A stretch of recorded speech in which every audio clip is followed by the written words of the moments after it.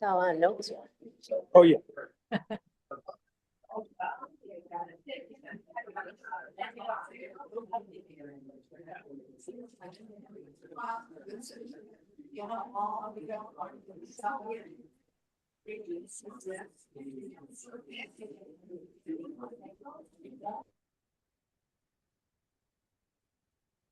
Everyone, I am going. And before we start though, I have a couple of announcements. One, happy anniversary to Elaine and Hubie Frank. But Elaine, I just want to say this, it's your 59. Next year for your 60th, we're going to need more than a fruit plate. Okay, just know that, everybody. When it's your 60th, it should be more. Also, I just want to say, a great fan of adult enrichment was Floyd Keene, who passed away this week. His funeral was on Monday. We miss him. However, there are bagels with no seeds because that was his request. And I thought it was a good thing that we should keep doing. And today is the interfaith Thanksgiving service at St. Gregory's on Wilmot and Waukegan. So at 3. So please, what? Oh, they don't? Okay, well. Wilmot and Deerfield, is that better? Okay, note to self, that's what Rabbi Serrata said, okay? I'm just mimicking what he said, but thanks. No one could correct him during Friday night services. That doesn't make sense. Yeah, so the witch is not here. Exactly. Oh, yeah. Then tomorrow night at 7:30, we have a How to Help Your Neighbor. We have a member, Kim Weiss, who's an immigration attorney, and Ethan Aronson from Arise Chicago, and Rabbi Serrata will have a panel. And I think it'll be an interesting evening. We're collecting food to take to people. The food that we're collecting goes straight to their house. The SNAP cards have finally been refilled, but some people are afraid to go get food, and we are here for them. So let's move into this morning. First we send out a Refuah Shlema, for full recovery to Linda Muskin, John's other half, and that's why she's not here today. But he asked permission, can he ask her, in case Linda, he might have some questions for you. You can unmute. Everybody else, I keep muted. And John has a great presentation for us. I'm going to introduce him in a hot minute, and then we'll have time for questions at the end.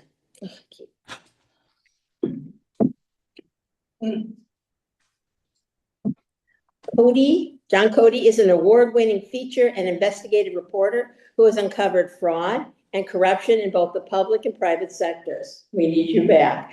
He has won numerous Best Reporter Awards and this will be 12 years ago, received a Lifetime Achievement Award from the Chicago Headline Club at the annual Peter Lissagor, I remember him, Awards for Exemplary Journalism. Since 1967, except for a couple of years while serving in the Vietnam War. Oh, John, you got a lot of stories. Cody has been telling stories of the powerful and everyday people in Chicago and the world around him. John, take it away.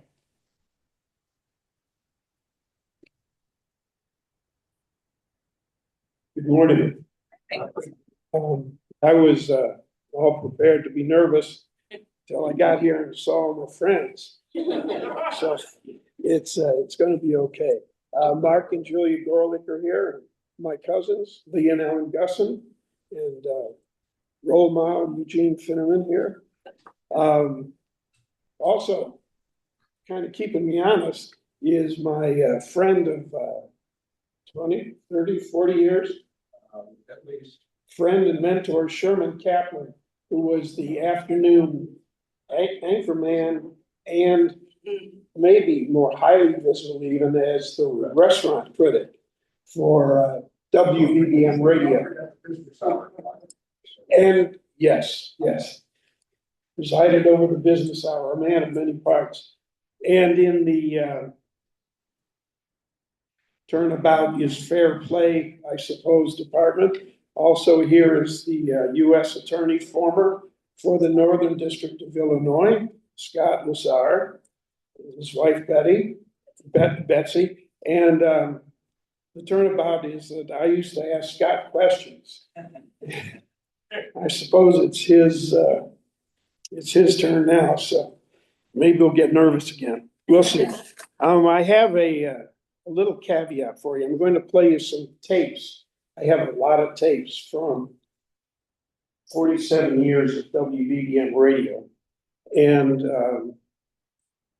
I've found a few times that I've actually spoken to live people.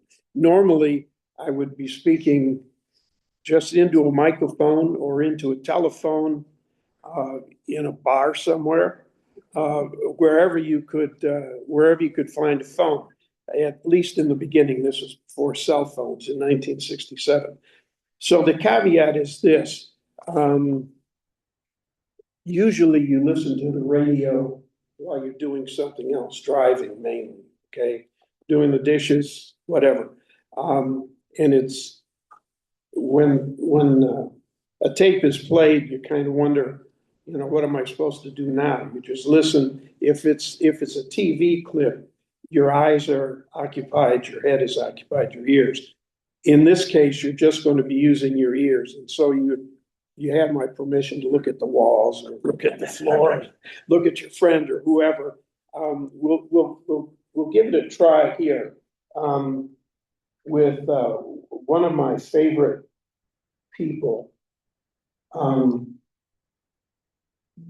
Just south of 60th and State, you come across a very unlikely advertising sign.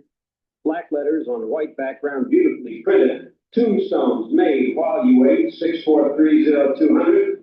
Before you go, call Elmo. This is Elmo's Tombstones, and I think you ought to go inside and find out who is this man who makes tombstones while you wait, and why somebody would want that while they wait. What's your name? Elmo Williams. Elmo Williams. Do you have people come in and want tombstones while they wait, actually? Right. People going out of town, taking with them sometime, and they come in the day before they leave. And before you go, call Elmo. Right. Right. I preach to everybody before they go to see Elmo. Do they get a deal or what? Look, my shop is a discount house. I sell those than anybody else. Do you ever help people out with their slogans? With their epitaphs? Well, that's when I tell them that this day of my brother, I told you I was sick. Years ago, I wasn't in the film here, and I used to get him to come let me get him a job like that. He'd always tell me he was sick. And he was lying over, and so that was his excuse. So when he died, that's what I told him, it was a stomach. I told you I was sick. Oh, yeah, I was sick. And what? Yeah. Any others that we call and come to mind? No, that's the only one that I really, and I thought, the rest of these here is my family. I'm not proud of it, and that's my mother's favorite thought for him. And why are they on display in your office and say not at the cemetery? We got flyers on that green in the cemetery, they have somebody's name on the display in the office. So it might as well be open. Right. That's Elmo Williams, stonecutter and proprietor of Elmo's Tombstone Service at 6023 South State Street on Chicago's South Side. I'm John Cody.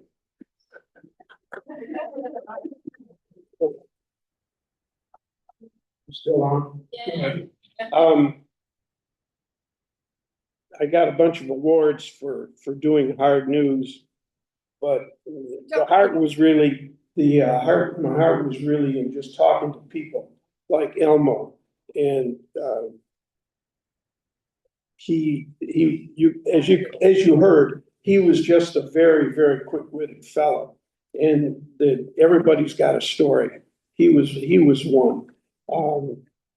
So I did hard news, but this is really what I like, was talking to the folks. Can you hear them now? Are you doing better? Okay. Let's talk about some very basics. These are tools of the trade. This is a reporter's notebook. It even says reporter's notebook right on the front, so you won't make a mistake. Pick up somebody else's. It's useful. You put it in your back pocket, and or if you have a purse, you put it in the purse. It's very useful. Also, if you're and one thing you don't want to do is flip over the notebook. Okay, if you're writing very quickly. So what you end up doing, you see the hash marks on the side. You always make sure that the hash mark is to the right.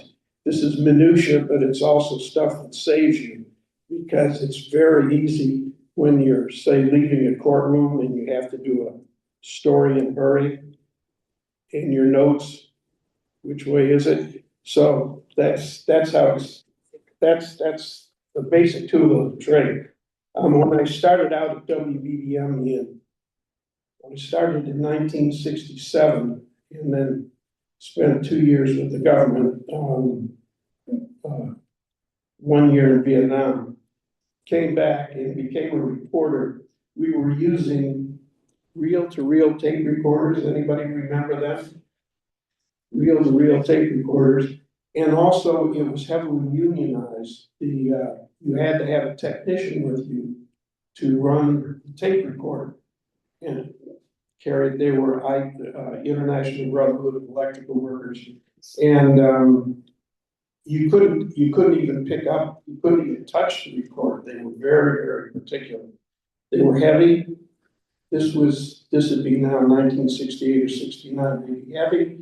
And then there was some negotiation. The technicians got some money, and all of a sudden you could carry the tape recorder.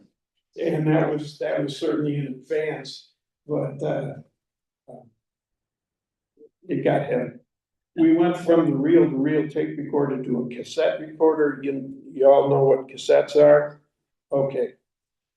Then there were some transitions, and we went to the mini disc recorder, which was way better than the cassette recorder. For one thing, it fit nicely in your hand, in your pocket, and also the frequency response was really good. This actually had better frequency response than the cassette recorder. This is the little thing that you put in the mini disc, and then after the mini disc came this. I'm talking now only about radio, obviously not TV. Came this, and there's no more disc. There's no mechanical thing. This is just basically Christmas wrapping around a silicon chip. There's nothing moving in here. This, to my mind, is too small. It's easily lost. So, and also this is what I had in the basement. So this is what you're going to hear. So let's see, a little history about me.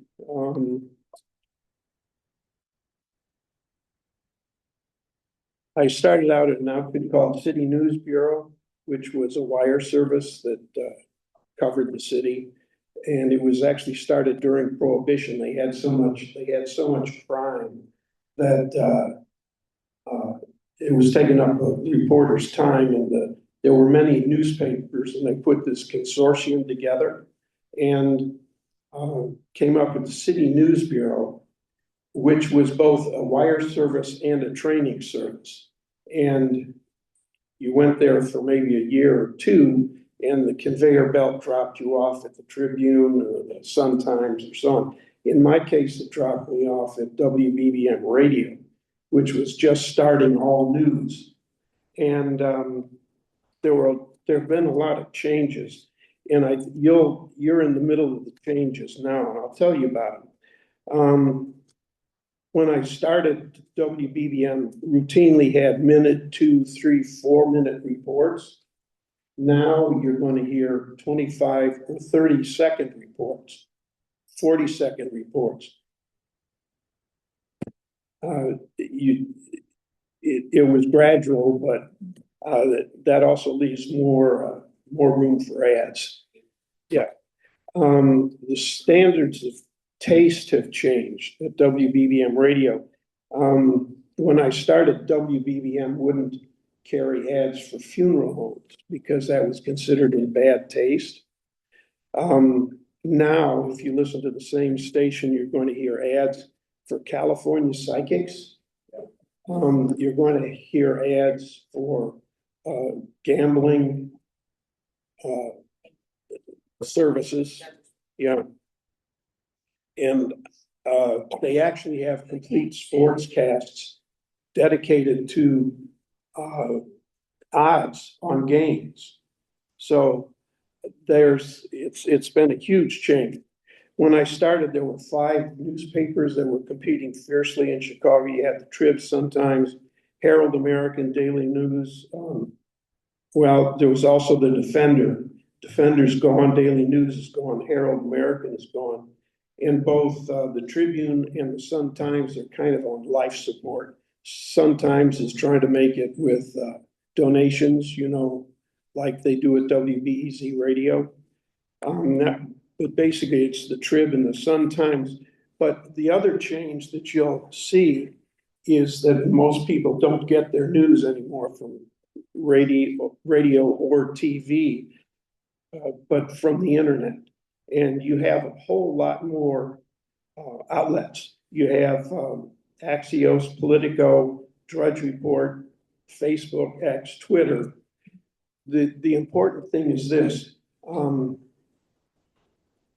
That also means there's less money available, okay? So when I started at WBBM Radio, there were 25 full-time reporters. Sherman, can you buy that? About 2 years after you, that I came into '69, and I don't remember a head count, but ever since they had reporting, number of writers, and then the reporting staff, and then the anchors. So including the anchors, then there were about 7 anchors. There were about 7 anchors. Writing staff of maybe 5 to 10 at any one time, a producer, news director, and then the field reporters, much like John. And without people like John and others who work in the field, we wouldn't do what we could do. I started out, by the way, as a field reporter and then finally changed into anchoring, but that's just one career path out of many that possible. Now at WBBM Radio, I count 3 full-time reporters as opposed to whatever, 20, 25. The newsroom when I arrived was an interesting place. It was smoky. Everybody was smoking, and it was loud because of everybody was using manual typewriters. Okay, and let's see there was the sound of manual typers. There was also a room that was adjacent to the newsroom where they had wire service teletypes spewing out just endless rolls of copy. And this went on 24 hours a day. And the paper was just stuffed into these big, tall garbage cans. This was also the room where people would sort of just drift off to go chat or have a cigarette. So monthly, you would find fires in the wire room. It just became a part of life. Now the newsroom is pristine, the air is good, and you don't have fires in the wastebaskets anymore. And it's silent. It's eerily silent because you don't have the everybody's typing on their computer. Let's see what else changed. Well,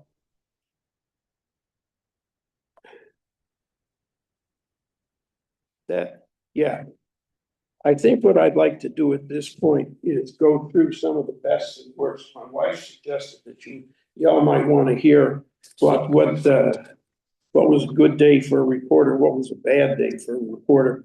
The best day was when I got to fly in an F-18 fighter jet. You know, they have the Lakefront Air and Water Show. And every time the Air and Water Show would start, they would bring a reporter out and put them up in an airplane, a little PR for the Blue Angels or for the Air Force, and a little PR for the station. So I got to fly in an F-18, which was fun, and actually got to fly it. And that was a life changer. I felt like I'd been anointed. It was like, it was better than like years of successful psychotherapy. It was just, you can see why fighter pilots are cocky. They think they're God. I guess they get close. And another best day, let's put a little closer. Another best day was when I recorded my own first parachute jump. Just stuffed the tape recorder in the jumpsuit, and kind of babbled incoherently on the way down, but it worked. The scariest day was, strangely enough, at a funeral in far west suburban Illinois, on the border between suburbs and rural areas. It was a funeral for 5 or 7 teenagers who had been picking corn as a summer job, and they'd all died in a tragic accident. Somebody just wandered off the road and plowed into their car. So we came out from Chicago, an intern, Dave Beatty, and myself, to cover this story, and they didn't want us there. They clearly didn't want us there. And as a reporter, when you go into a situation, you try to take the temperature of who's around to know what's going on. It was clear that there was a nucleus of fairly large people who were talking and looking at the two of us. And I thought we were in for real trouble. So I quickly got the feeling. I read the room there, read the cemetery, and got up close to the priest who was conducting the service. And he was a pretty savvy guy, so he kind of blocked us off, and we didn't get in trouble, and we didn't stay for the end of the service. But that was kind of strange. It was a sad day, and it was also a real scary day. Worst day in X number of years as a reporter was the funeral for Mayor Daley the first. It was 18 degrees and 15, 20-mile-an-hour winds, and we were in a press pen, and we couldn't leave. Otherwise, if you left, you just had to go away. This was for security reasons. They wouldn't let us in the church. And it was just a long, really cold day. I had socks, insulated boots, and so on. And it was just cold. And at the other end of the weather spectrum, you remember there was a stretch of time we had 100 plus days, 100 plus degree days. This was, can't even remember how long ago, but Commonwealth Edison wanted to show the city and everybody how well prepared they were to put out power for the air conditioners. So they invited us out to that plant. I'm sure you've all seen it on the Stevenson Expressway at Pulaski, where they have the coal-fired plants. And the coal fire, the furnaces were just 4 or 5 or 6 story stacks. And we had to climb up again on a 100 plus degree day. And they then opened the ports so that you could look in at the stove, at the interior of the furnace, whatever you call it, the combustion chamber. And it was hot. And the way really knew it was hot is when I got back down and it was only 100 degrees at street level and it felt cool. The most boring day was we were doing an investigative report on mob gamblers. This is a story that involves my wife, Linda. We were doing investigative report on mob gamblers who were taking advantage of Illinois legal loophole that allowed bingo to be played in churches. Now, they'd apparently been playing, but somehow it was of the church, by the church, for the church, and that was it. But somehow the mob moved in and decided to help the church.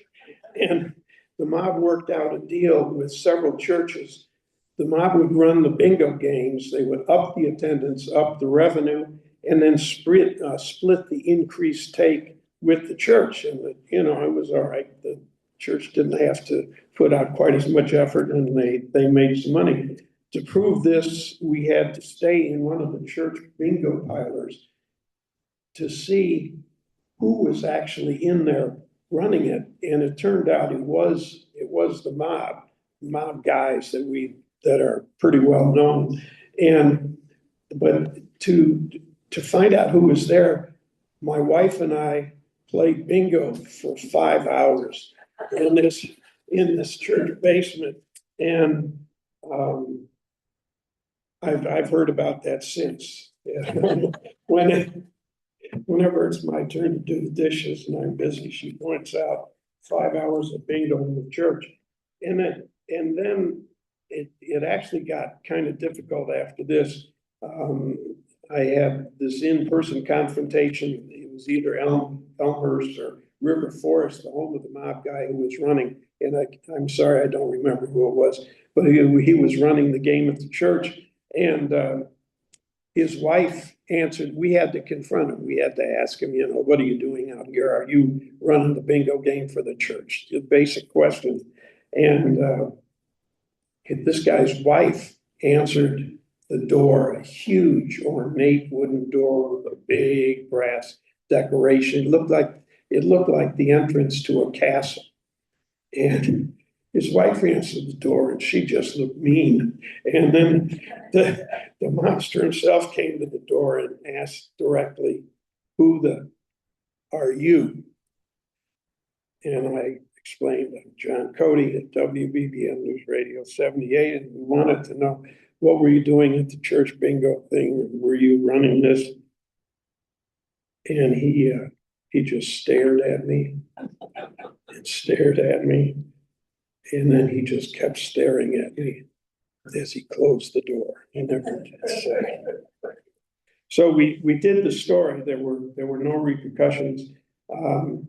I think the bingo game at the church closed down maybe for a couple of days, but it reopened shortly thereafter. So the power of the press. Of course, now gambling is legal. And our own station gives regular reports on the odds of upcoming college and professional football games. So there you are, full circle. Yeah. Who did I get the interview? Stephen Hawking, Carl Sagan, President Jimmy Carter. Memorable was covering Princess Diana's visit to Northwestern University, where I interviewed this young lady. Sticks in my mind. She was just gaga over the arrival of Princess Diana. And the young lady I'd interviewed was one of the Northwestern University staffers. She had an MD and a PhD, and she was out there just ecstatic overseeing Princess Diana. So I thought that was interesting. I have a few more tapes to show you, to play for you. And then I hope you have some questions. But I want to play you. Excuse me, I'm putting down the mic. Oh.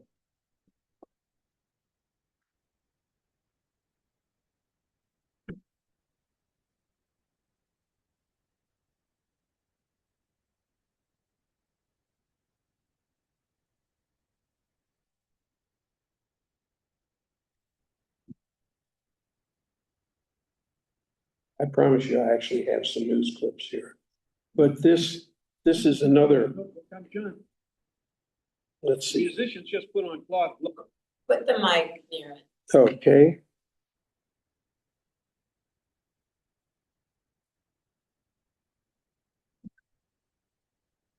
62-year-old Porky Doyle of Pittston, Pennsylvania, stood in front of the State of Illinois building, juggling 3 tennis balls, attracting very little attention. In his gray polyester pants, gray sweatshirt, and brown corduroy hat, it was suggested he might pick up his act with a little more revenue with a new costume. A uniform, and like if I'm making enough to get a room at a flop house. So where's this juggling going to take you? Well, I don't know. Not financially, probably on the welfare office. But it's self-satisfaction when you're a juggler. You practice on the move so long and so hard that when you got it, it's self-rewarding. Doyle describes himself as a semi-retired hobo, says he just like Pete Ruiz, who's last seen juggling with a Greyhound ticket in his pocket, paying for fees. John Cody, WBBM News Radio78.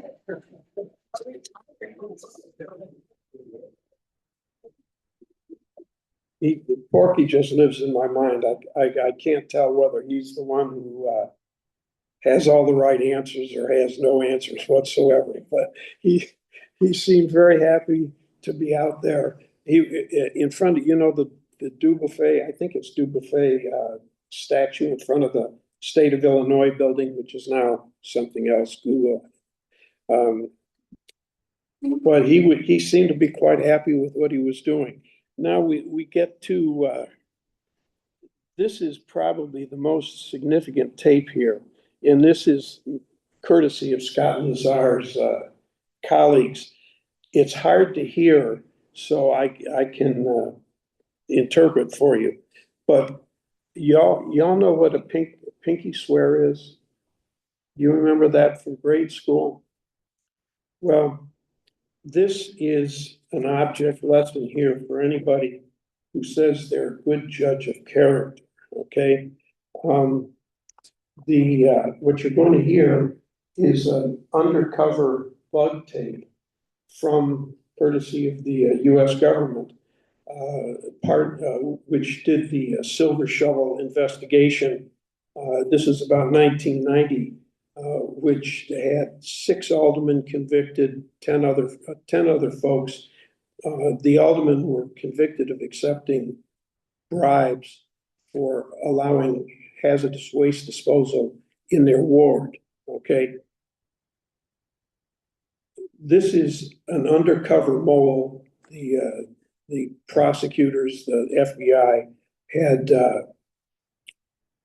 wrapped this gentleman up, a fellow named John Christopher. They wrapped him up on some charge or other and sent him back in as a mole wearing a tape recorder. And this is a tape of him trying to convince the bag man for one of these guys who was making money, trying to convince him on that he was somebody that you could do business with. The tape isn't really good, but you can kind of make it out, and it's worth listening to. Central figure on the stand in the Silver Shovel trial was the mole with the machine, the federally funded tape recorder carried by John Christopher as he burrowed his way into the confidence of Water District President Thomas Fuller, late Commissioner Joseph Gardner, and the man who fetched called Gardner's Bagman. Can you hear that? Yes. Just as musician Phil Spector perfected what's called the wall of sound, Mole Christopher perfected the wall of nonsense, a barrage of locker room mantra talk designed to suggest credibility. Listen here very, very carefully as he and Gardner get down together about trustworthiness. First, Christopher.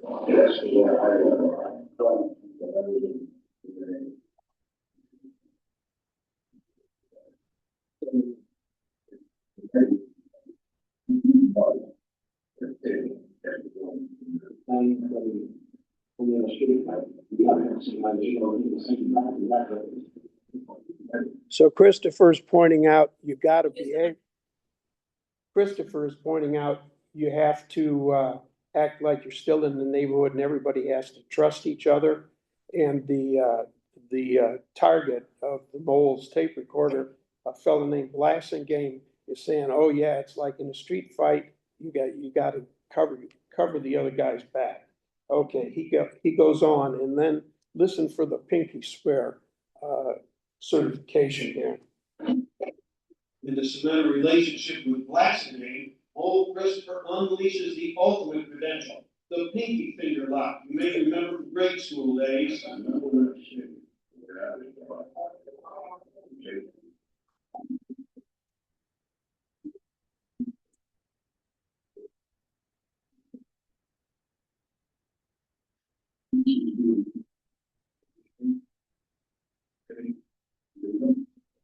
then when Blasingame says he has been writing bad checks because Christopher's checks to him all bounce, Christopher just keeps on talking and kind of makes it seem like it's Blasingame's fault. As of today, that's all straightened out. Trust me on that.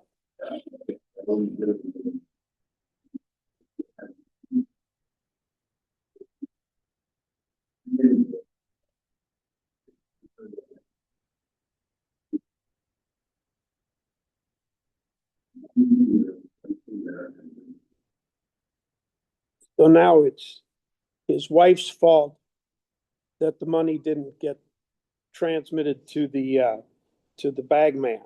And he That's goes what on. it sounds like, to be on the receiving end of the con man's line as his acquaintances Thomas Fuller and James Blasingame prepare for their silver shovel sentencing July 10th at the Durson Federal Building. John Cody, WBBM News Radio 78. All right. So that was close to the hard news, but it was a real insight thanks to Scott and his colleagues at the U.S. Attorney's Office. Microphone. Yes. The next one is significant in that it's a crystallization of the impact of gun violence, and it was just kind of accidental. And it came a long time ago in 1984, I think, when Roland Burris, anybody remember Roland Burris? He was running for the U.S. Senate against Paul Simon, and Burris lost. And Burris held a news conference, I think it was in Englewood, after a shooting with multiple kids killed. And the real story, though, came from a cluster of children who gathered around when they saw the news conference, and just listen to what the kids had to say. Let's see, that's number 8. Burris called for federal background checks on all gun sales, whether it's gun shows or private individual. His press conference attracted neighborhood adults, plus 7 children of grade school age. We have to do something about that. How old are you? Do you know anybody who's been shot? My brother. And our cousin got shot. How old is she? It was good. And he died. Your cousin died? How old was she? He was 20. Yeah. How old are you? 9. Do you know anybody who's been shot? My cousin. And how old are you? 7. Do you know anybody who's been shot? My cousin. Of the 7 children who happened upon the Burris News Conference, 2901 West Monroe, 6 said they had lost close relatives to gunfire. John Cody, News Radio 78, WBBM. That was just sort of an early warning of what was to come. And just do some basic statistics. 7 kids, 6 have. I mean, in Highland Park, obviously, we had our own tragedy here, but this was a long time ago, and they'd almost all of them at that age had lost somebody. Let's see. Oh, here, yeah. This is.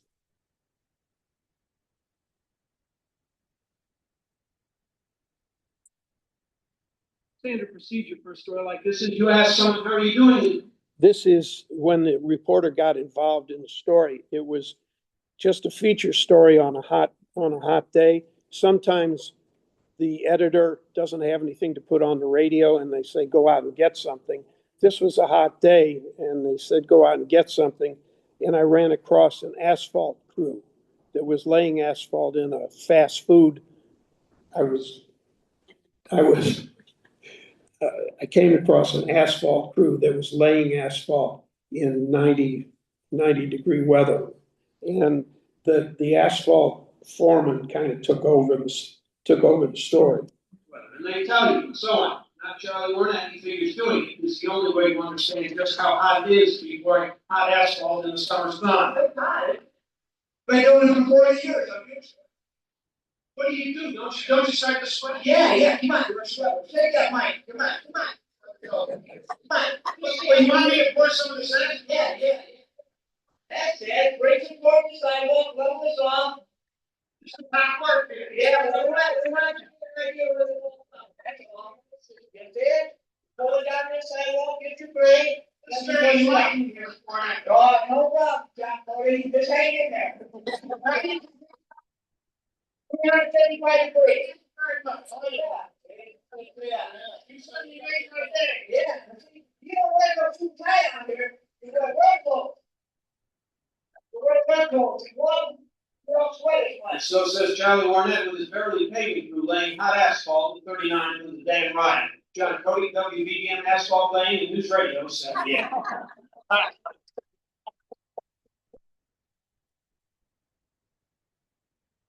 I ruined a really good pair of shoes. But I did learn something.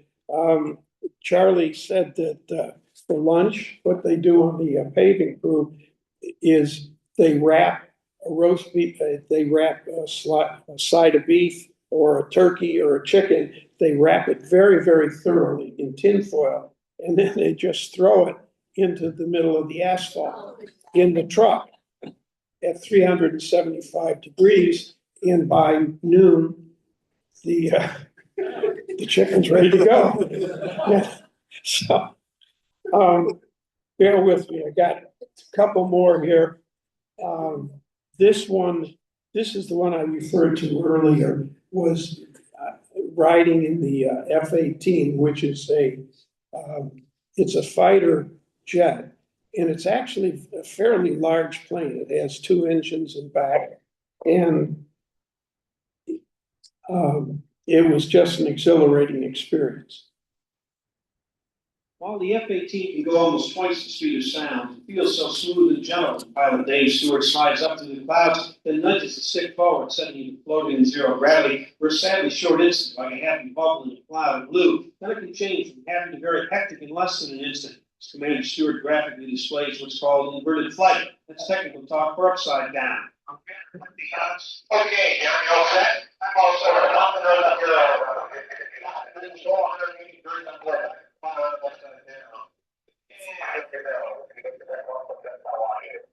Just snapped over.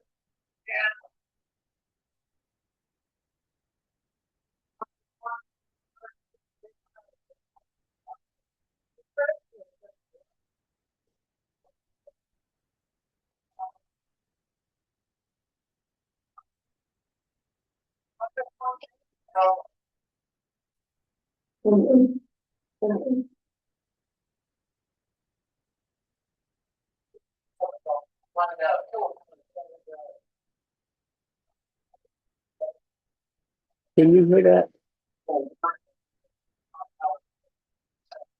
Commander Stewart is ready to face echelons of airborne enemies here, there, everywhere, so he's certainly prepared for a novice in the back seat with his hands on the stick and more spirit than skill. John, you're going to fly it, okay? I'm going to the road. Right. Great. Okay? That's what I want you to do. Now, you know what the speaker is, right? Speaker is right to come on that. When I go stand by, pull, when I send somebody, I just got that look with it. All right? The second I want to get on 4 G's on the airport. Okay? I'll look at throttle, I'll help you one throttle, but you're not responsible for the fall. One thing that knows 90 degrees knows how to handle, I can't know just right out the roll. One thing that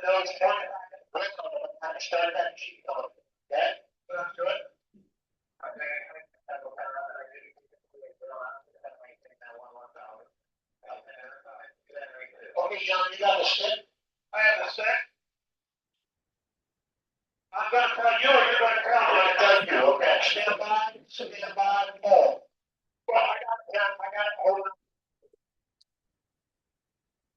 on. I did that. Supposed to do. I gotta get a second. Can I pull it off to the side? Well, let's do it, okay? A little too rapid.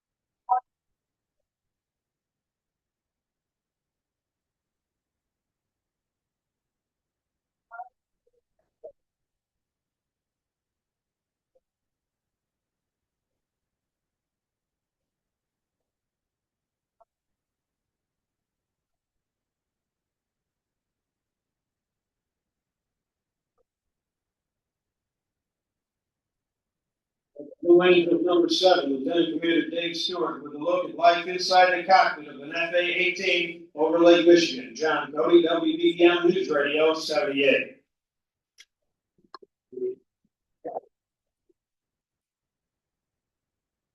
That was just a lot of fun.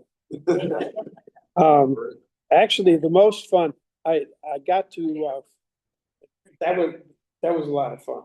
The most fun truly though, was riding in a blimp. That's like, maybe like riding on the back of a very friendly elephant. You know what, it's like flying in an apartment building. The blimp is just so big, and truly, it had windows like we did at home, where you just you raise them up.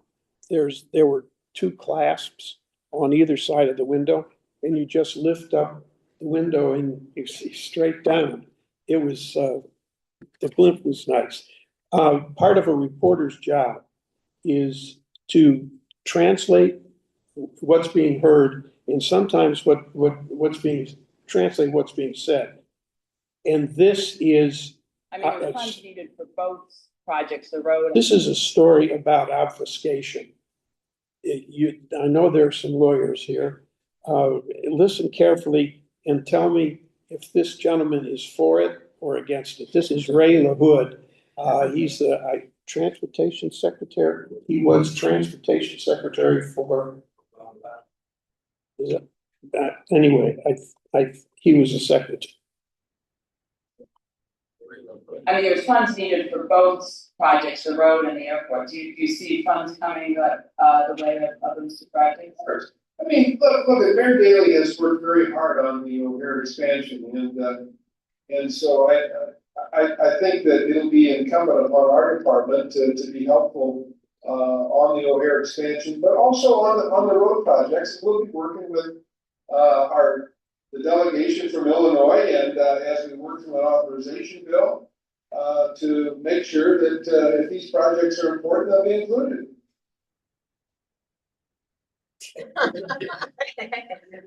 So which way is it? Are they going to be included or not? Well, they will be if they're included. Here's the last one. This one was just a matter of being in the right place at the right time. And again, I think it's kind of funny. This is being in the right place at the right time.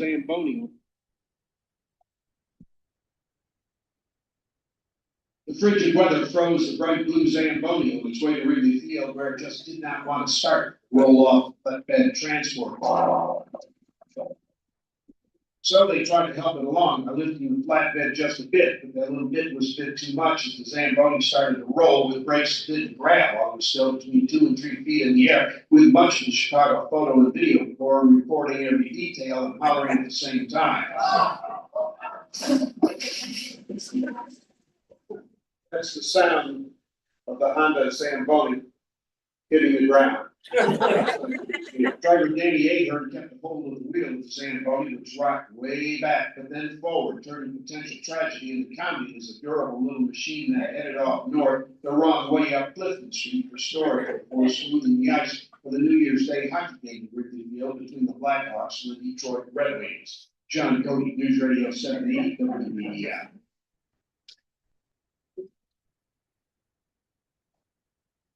That's the end of the tapes and pretty much the end of what I had in mind to tell you. I'd be more than happy to answer any questions if you have them. And I have more tape anytime, maybe for the next. Right, good. I see your hands, okay. Thanks for your stories, John. Did you write your own narrations and did that come after you did the interviews and then were they edited? How did that? Explain that process, please. Yes, I wrote everything you heard, either I wrote or else I ad-libbed. I ad-libbed the end of that Zamboni tape. Just there it was, and there he goes. And there wasn't much that really needed to be said beyond that. So that was ad-libbed. That's what I came up with. But the rest of it, I would do the interview, and then I would find what I felt were the most important segments to present, and then I would weave them. I would weave them back together. I would get in the studio, talk into a microphone, play the tape just as I did for you, talk into the mic, play another segment of tape, walk in, yeah, and that's how it gets put together. Yeah. Does that answer your question? Right here. How much discretion did you have over which stories you would cover? Very interesting.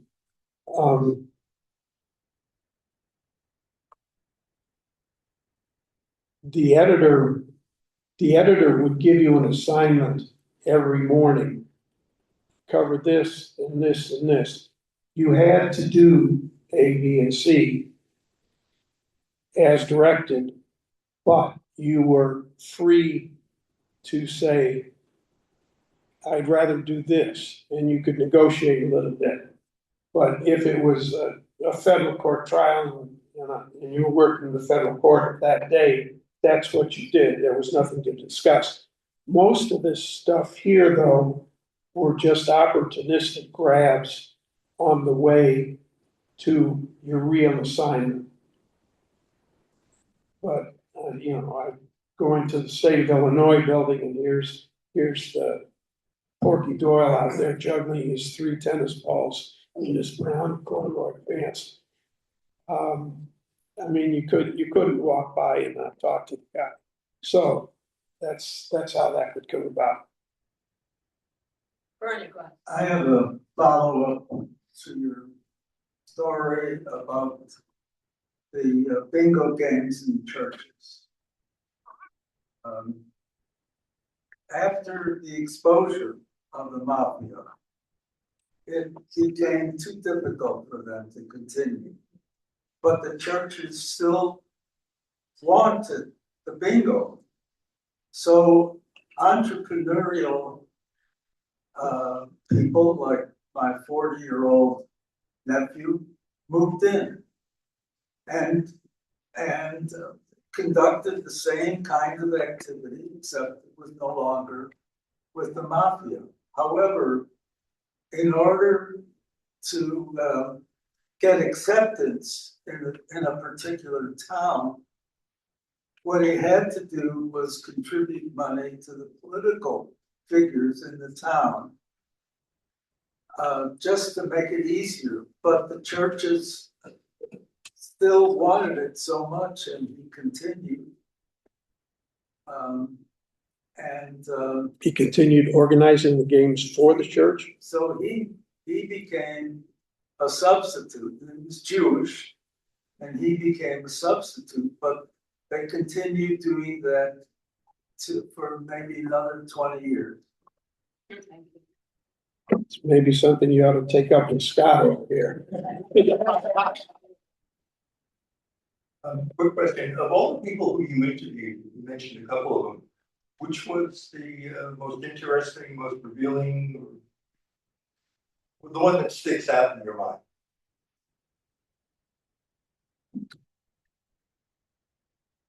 I didn't realize it would be that difficult. Because he interviewed all these oddball people. Come on, I'm gonna go, who was the most famous person you interviewed? Oh, probably Barack Obama or President Jimmy Carter. Actually, I'll tell you a strange story about Barack Obama when he was first a community organizer and then state rep. Sherman, was he state representative? Senator. He was in the state assembly first. Yeah. For some reason, I interviewed him, I believe, as he was starting to run for state legislature, for the state assembly, for the lower house. This was at a time I had a dental problem, and I had a root canal by a very fine doctor, David Barrick. Okay, can you see where this is going? I had never before spoken or seen Barack Obama. And I got the piece of copy that said he's going to be here. And they said, just prepare a thing that you're going to be out there and look for it. So I loudly proclaimed over 50,000 watts, I'm going to be out there interviewing Barack Obama. Anyway, David Barrick is an excellent oral surgeon. But that's this was quickly called to my attention within an hour. So that got correct. It just shows you how careful you have to be. To your question, it should be an easy one, and there's so many smart people. It's just been an honor to talk to them, to be able to talk to somebody like Carl Sagan, or to hear just be in the same room listening to Barack Obama. But the ones who really stick out in my mind are folks like Elmo. I mean, that guy's got a mind like he's got a mind like a razor. You recall how quickly he came back at me about why do you have your folks up there on the wall when you got put somebody up there.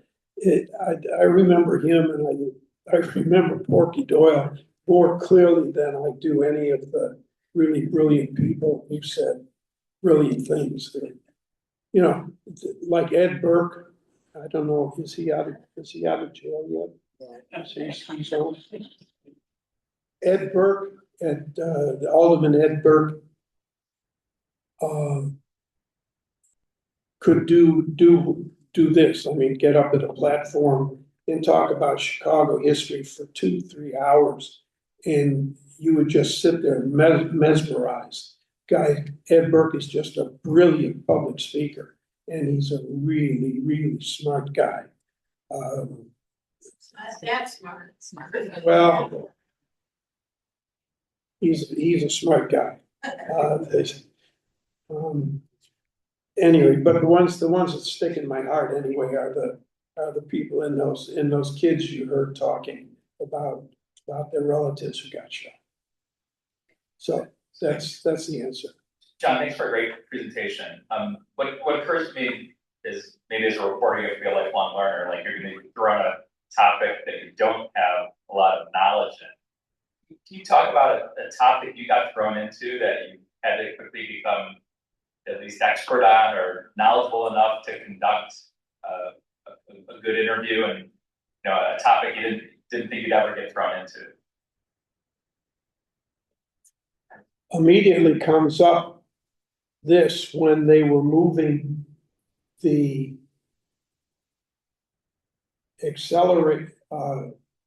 particle accelerator from Fermi Lab out to Brookhaven.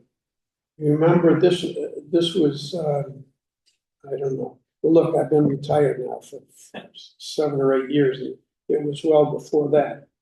But we had to do progress reports. They were maybe doing 15 miles a day, moving this tremendous piece of equipment. Then did they float it down the river? I can't even remember. They trucked it out to Brookhaven. A massive piece of equipment that couldn't be bounced or jostled because it was so delicate while being so massive. So what they did was Fermi Lab, to kind of bolster their visibility and maybe apologize for the traffic tie-ups, Fermi Lab had their particle accelerator director speaking with reporters. And after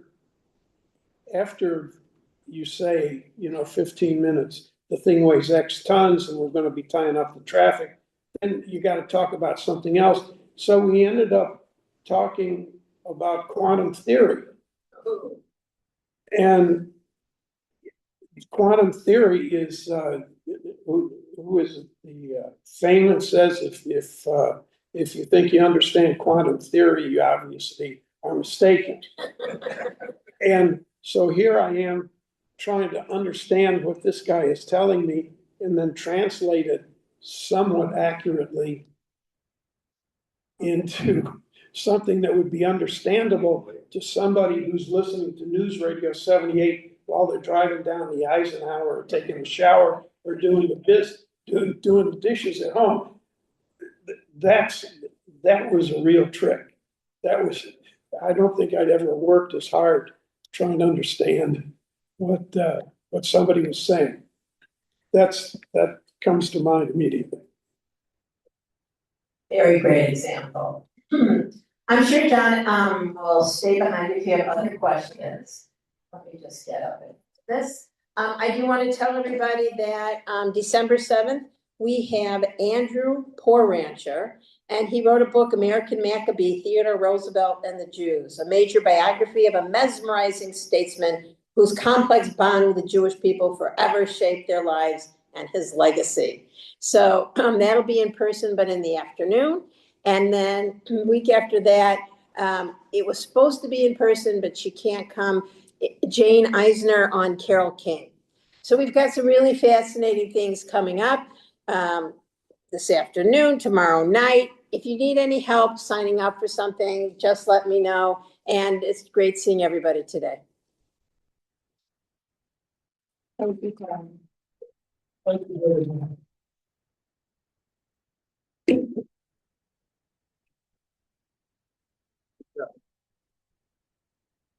I didn't know about that. That was hilarious. Hey, that's